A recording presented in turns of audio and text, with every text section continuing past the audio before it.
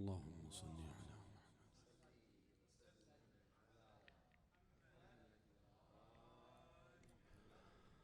صلى الله عليك يا سيدي ويا مولاي يا رسول الله. السلام عليك يا مولاي يا أبا عبد الله،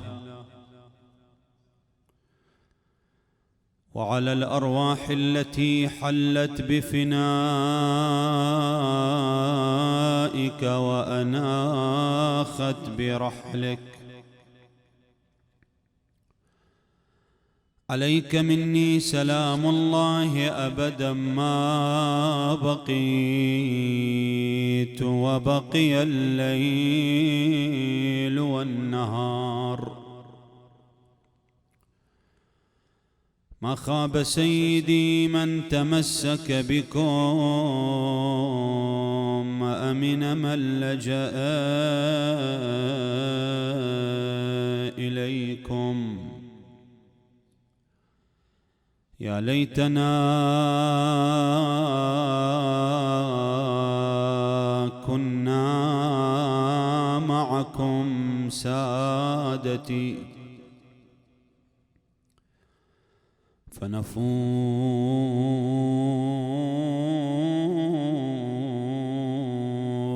فوزا عظيما. يا غريب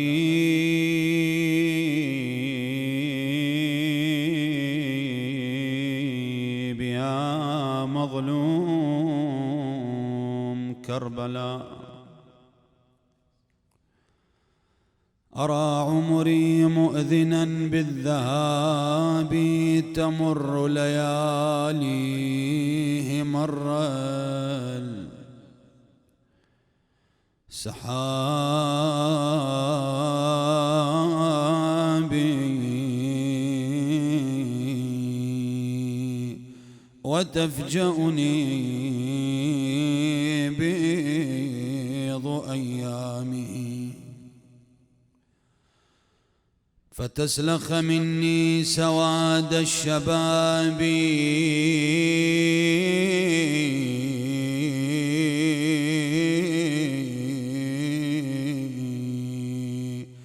فمن لي إذا حان مني الحمام، ولم أستطيع منه دفعا لما بي،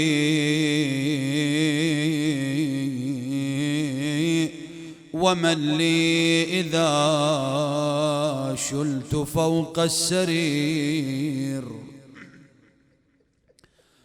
وشيل سريري فوق الرقاب، ومن لي إذا قلبتني الأكف، وجردني غاسلي من ثيابي،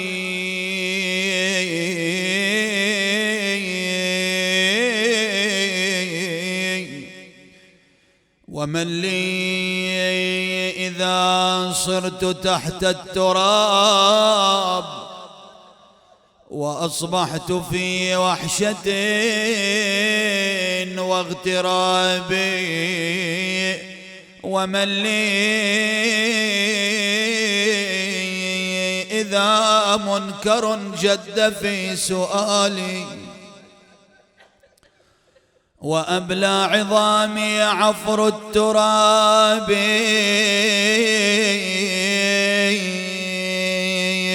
ومن لي إذا درست رمتي،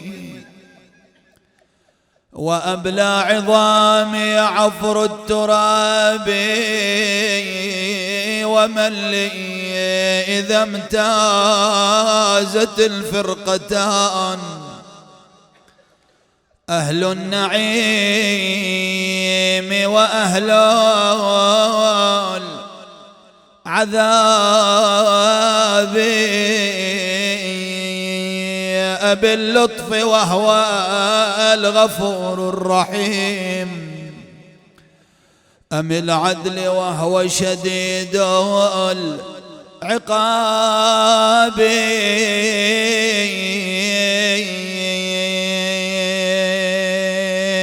فهايا تحرق النار عينا بكت مصاب القتيل بسيف الضباب وهل تحرق النار قلبا أذيب بلوعة جمر ذاك المصاب انت غريب وغربتك تحت الترايب وانا غريب عن اهلي والوطن غايب ومصيبتي زادت على كل المصايب ما صار بك ولا عشر ما صار بي وويلا وقت احتضارك هلاك واحبابك حواله وعيونهم بالنظار دايم شاب حاله غمضوا عينك واسبلايا وايدك رج وصار البواكي يوم فارقت الدنيا وانت يا ابا عبد الله وانا احتضاري ما جرى ولا صار تدري وقت احتضاري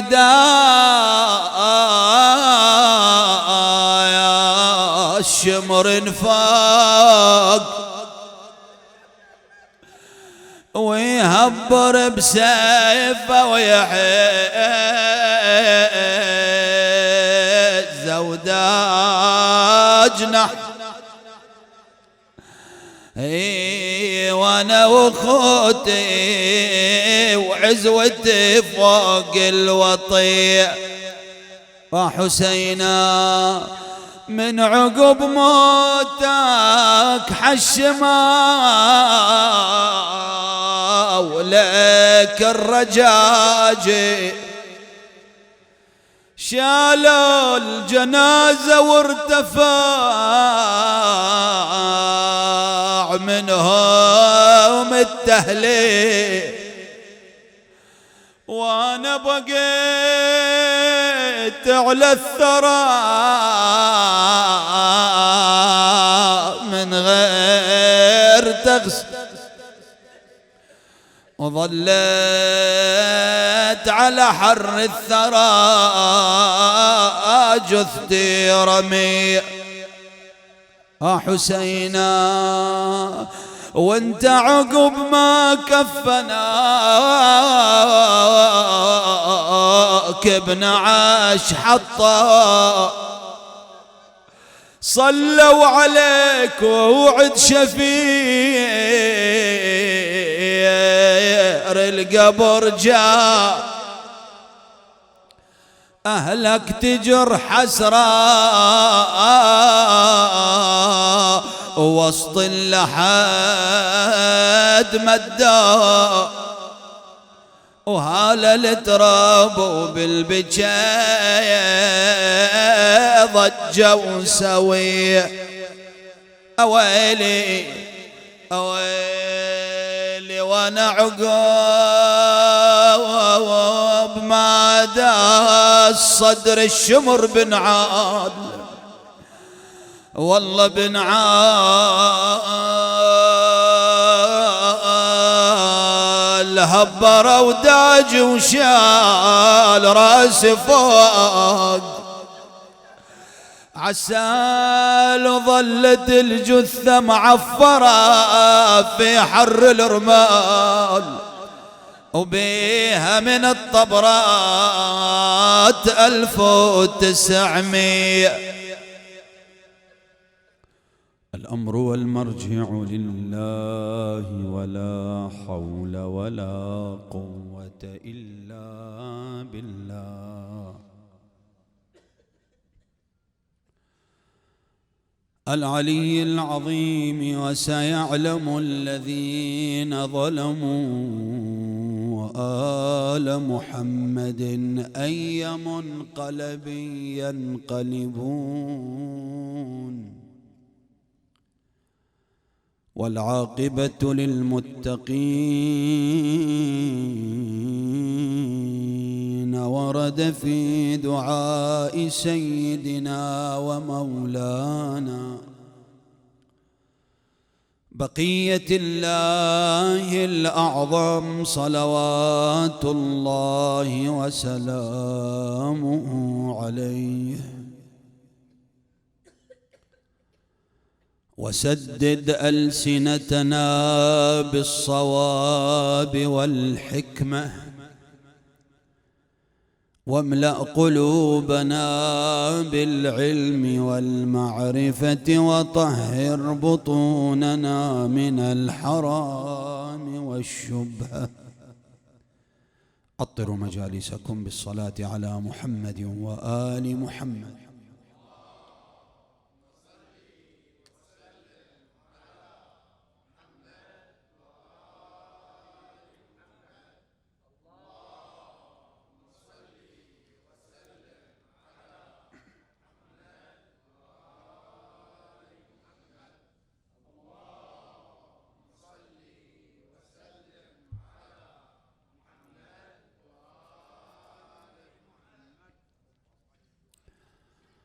الفصل الثاني من هذا الدعاء،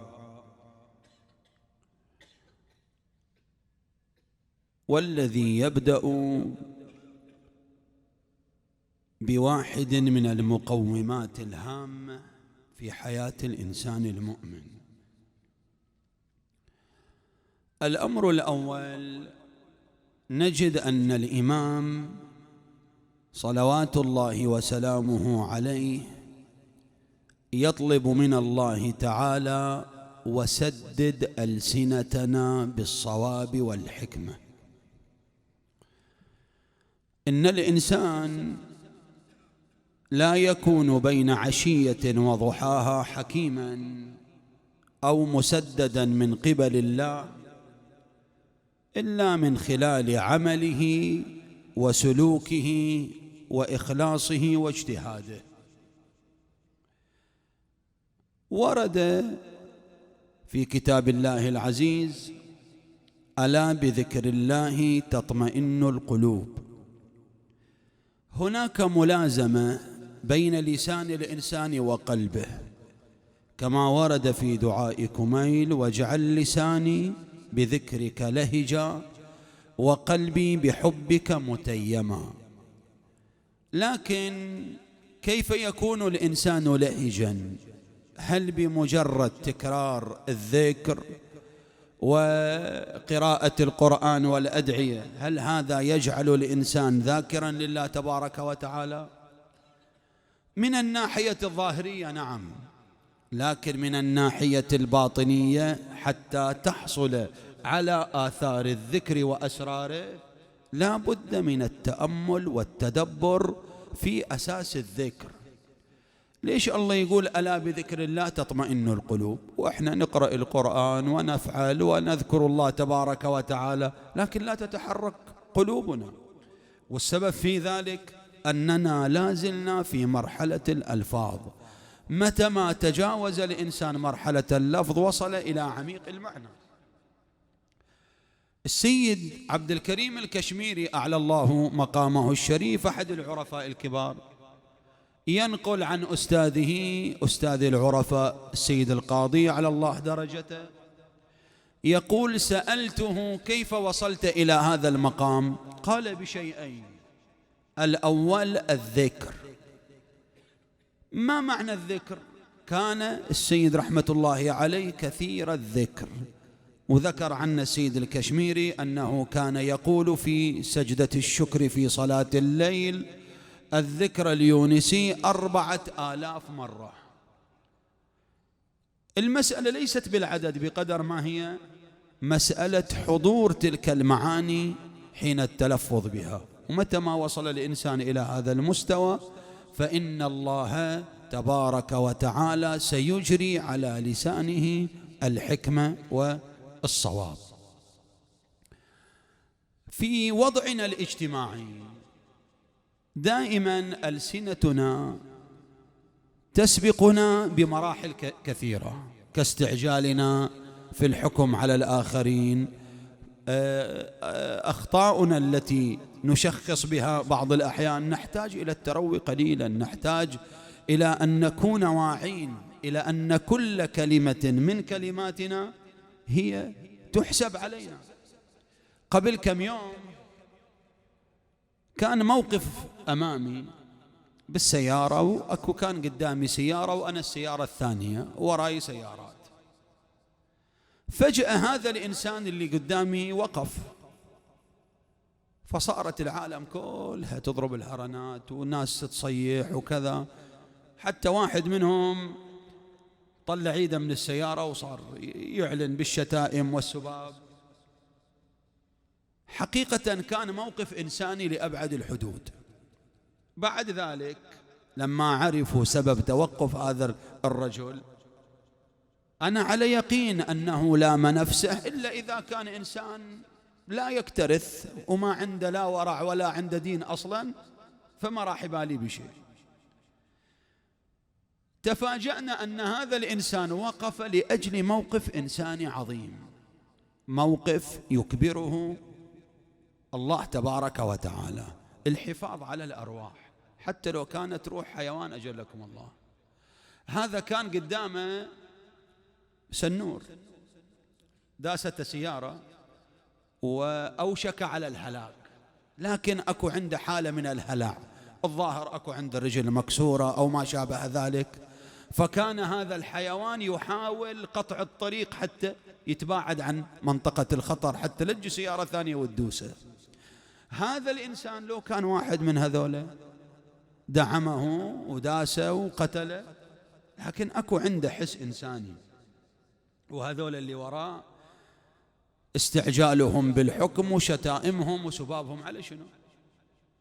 هذا السباب وهذا الشتيمة دون أن تعرف ما فحوى الموقف الآخر، هذا أنت محاسب به أمام الله سبحانه وتعالى. كيف يسددك الله ويلقي في قلبك الحكمة وأنت بهذه العجلة؟ إن أمر الله تبارك وتعالى يحتاج إلى صبر. هذه واحدة من المواقف. إذن خلاصة هذه النقطة، على الإنسان أن يتدبر فيما يقرأ. وأكو نقطة هامة أيضا أحب أن أشير إليها، وهي توجد كتب كثيرة اختصت بالأذكار والختومات والطلاسم والأحراز.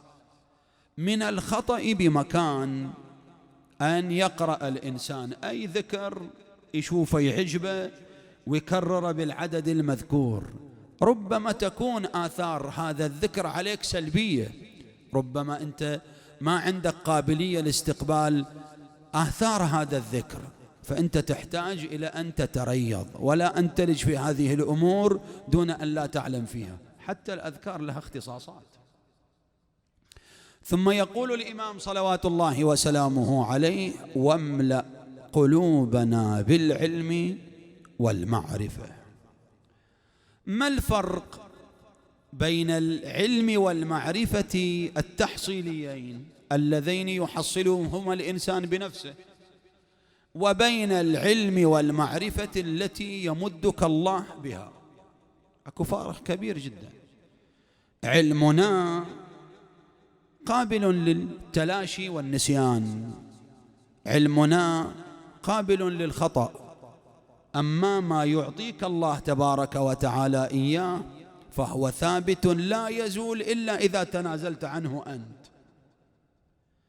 لكن من الذي يعطى هذا العلم؟ الإنسان المخلص.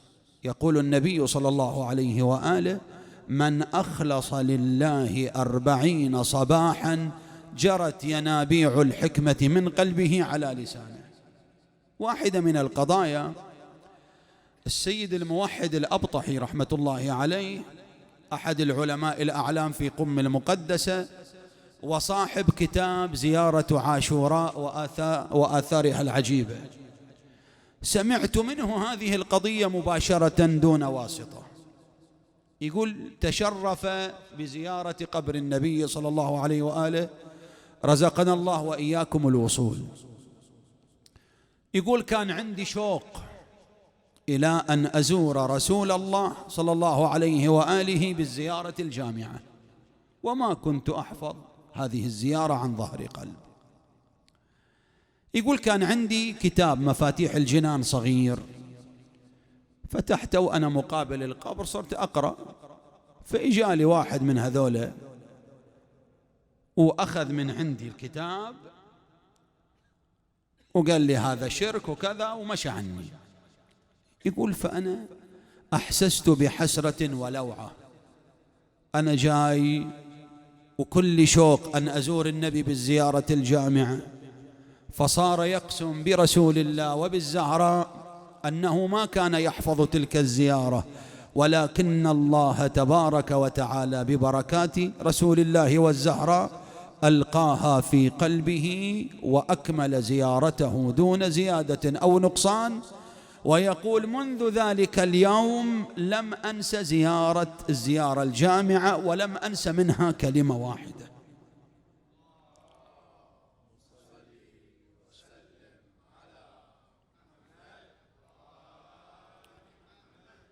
هذا لأن قلبه مهيأ لاستقبال هذه النفحة ولاستقبال هذه الرحمة. كذلك من يفتح قلبه على الله تبارك وتعالى يعطيه فوق ما يتصور.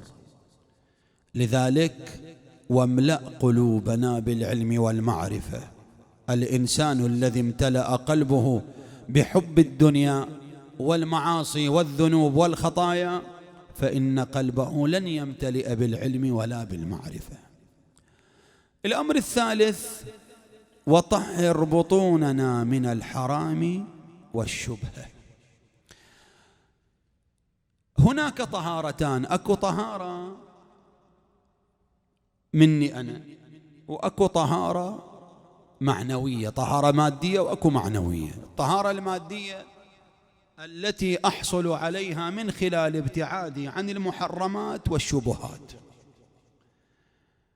بعد ذلك الله سبحانه وتعالى من خلال نظره إلى تقواي وورعي عن محارمه يمدني بالطهارة المعنوية، تلك الطهارة التي لا يقبل بدني ولا روحي أي حرام أو أي نجس، لكن لا بد من تحصيل الطهارة المادية.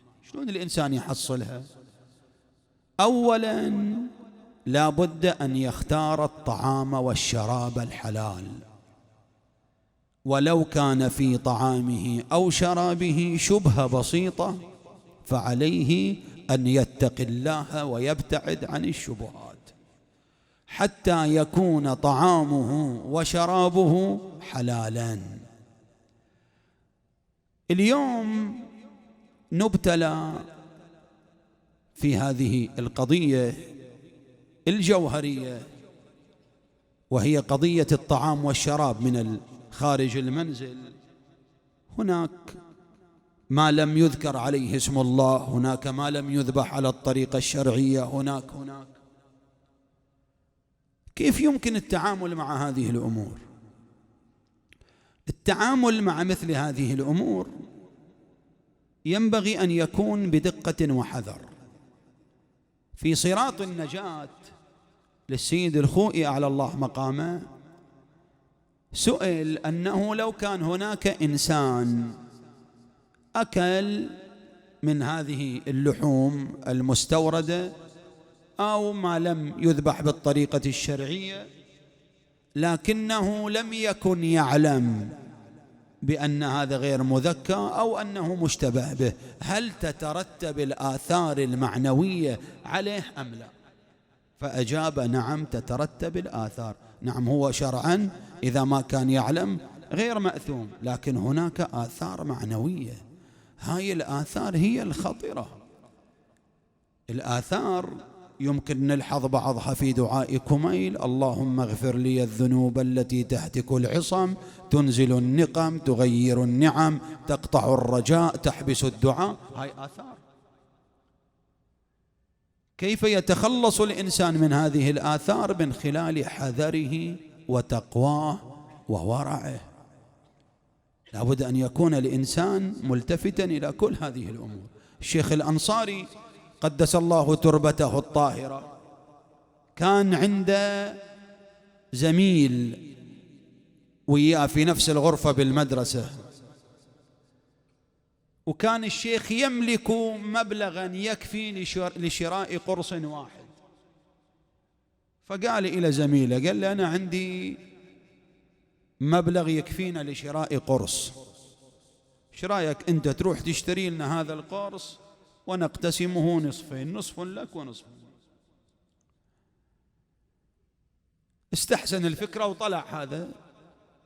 رجع بعد ساعة فرأى الشيخ أن هناك قرص وفوقه قطعة من الحلوى،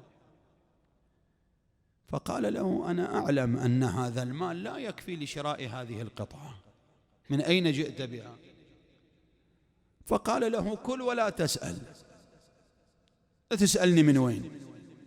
فامتنع الشيخ من الطعام وبات تلك الليلة جائعا.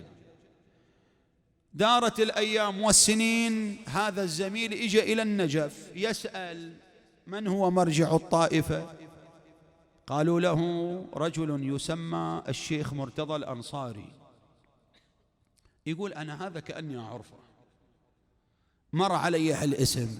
وين؟ قالوا له بهذا المسجد. دخل شاف الشيخ قال هذا زميلي. لما نزل الشيخ إجا سلم عليه عرفه، قال له عرفتني؟ قال له إيه. قال له أنت صاحب الحلوى. قال له شيخنا أنت الآن مرجع الطائفة، شلون وصلت؟ قال لأنني لم أأكل من الحلوى التي جئت بها أنت، ففتح الله لي 1000 باب. ومن يتق الله يجعل له مخرجا ويرزقه من حيث لا يحتسب. هذا لما الله سبحانه وتعالى يجعل قلبه وباطنه طاهرا، بمعنى أن يريه بعض الحقائق والأسرار، هذا فعلا وصل من خلال تزكيته لنفسه. لاحظ. وأكو نقطة هامة أيضا، صفات هؤلاء الناس ما هي؟ صفات هذا النوع من البشر ما هو؟ يقول الشيخ الدمستاني قدس الله تربته الطاهرة، يقول هؤلاء عمش العيون خمص البطون، طعامهم قليل وسهرهم كثير، لكن أكو عندهم ميزة هاي ما تحصلها في غيرهم. شنو هاي الميزة؟ قال ولا يسيل لهم دمع على بشر، على من يبكوا؟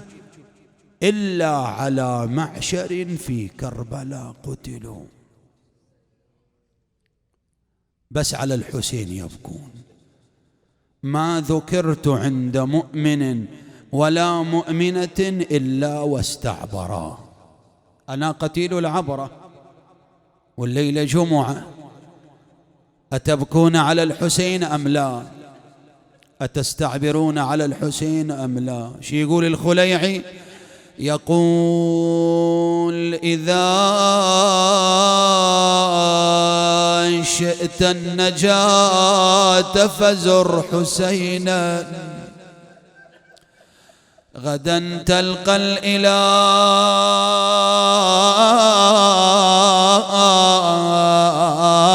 قرير عيني فإن النار ليس تمس جسما عليه غبار زوار الحسين أويلي من شافت عيون المنارة وقبة حسين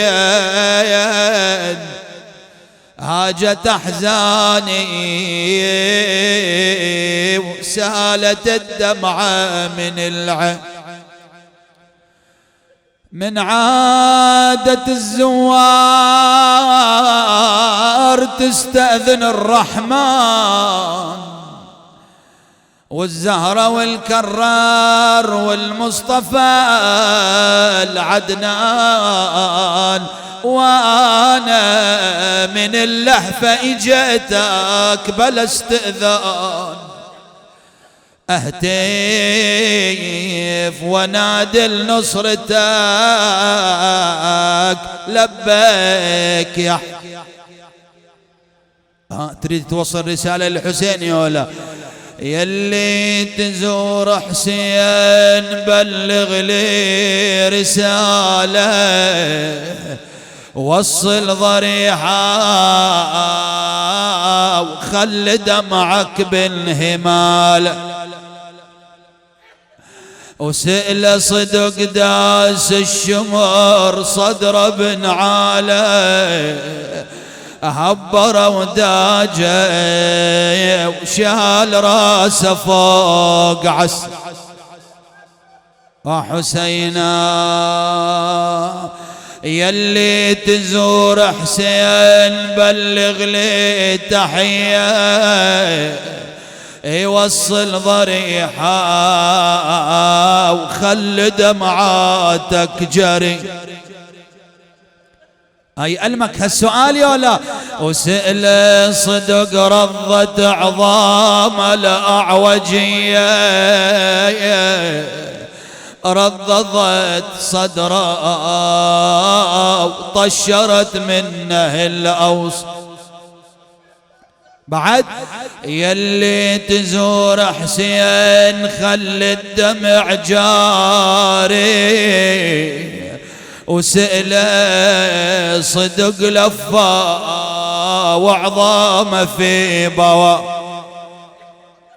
يا أبا عبد الله وراسك رجع للجسد لو ظل في البراري ما ينعرف راسك بأي بلدة يسرد.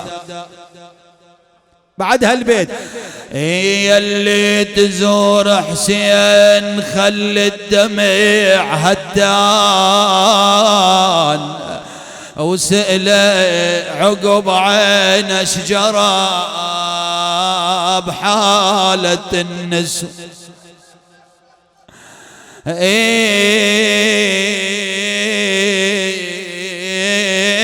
ما إن بقيت من الهوان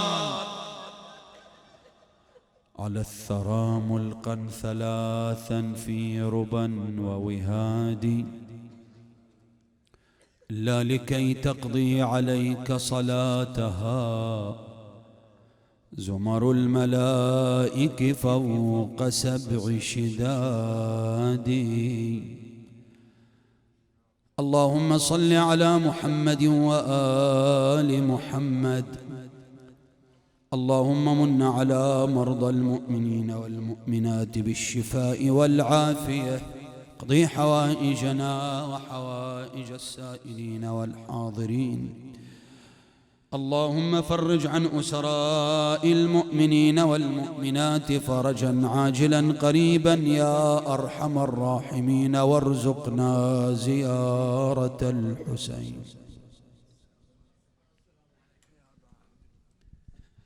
السلام عليك يا مولاي يا أبا عبد الله، السلام عليك يا ابن رسول الله، السلام عليك يا ابن أمير المؤمنين، السلام عليك يا ابن فاطمة الزهراء، السلام عليك يا ثار الله وابن ثاره والوتر الموتور. أشهد أنك قد أقمت الصلاة وآتيت الزكاة وأمرت بالمعروف ونهيت عن المنكر وعبدت الله مخلصا حتى أتاك اليقين. صاب سهم ميشوم في لبة فؤاده، خرب الثرى مطروح من صهوة جواده، ومن الرمل يا ناس جمع له وسادة توسد عليها ونام بالغبرة رمية. السلام عليك وعلى أختك الحوراء زينب أم المصائب والرزايا، وعلى ولديك العليين الأسير منهما والقتيل، وعلى أخيك وحامل لوائك أبي الفضل العباس ساقي عطاشا كربلاء.